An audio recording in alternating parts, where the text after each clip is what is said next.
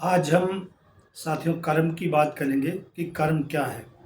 जैसा कि आप सभी जानते हैं, जब महाभारत का युद्ध हो रहा था तब कृष्ण जो है अर्जुन के सारथी थे और अर्जुन ने कहा कि दोनों युद्ध के मध्य में मेरा रथ लेकर चलो। जब कृष्ण दोनों दलों के बीच में अपना रथ लेकर गए तो उस समय गीता का उपदेश दिया।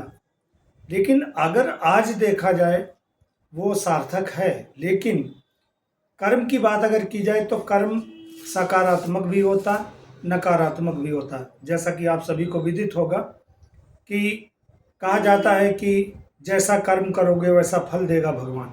लेकिन नकारात्मक भी कर्म होता है, सकारात्मक भी कर्म होता है। ये ईश्वर के तराजू में तौला जाता है कि उसका सकारात्मक कर्म है कैसा है, कैसा नहीं है।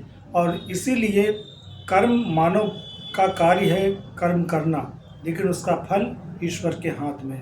तो हम सब कर्म करते हैं। कर्म करते हुए ये निश्चित रूप से विचार करें कि वो सामाजिक है या व्यक्तिगत है, या समाज से हटके है, या समाज के लिए नकारात्मक है। इस पर जरूर विचार करें।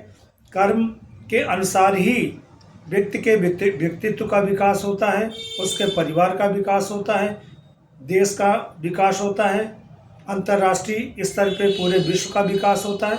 तो हम कर्म करते समय ये जरूर चिंतन मनन करें कि कर्म वो सार्थक है या नहीं, सकारात्मक है या नहीं।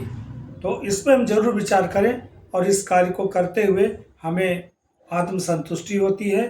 और इस पर विचार करें। अगली कैसेट में हम और इससे आगे कुछ चर्चा करेंगे। धन्यवाद।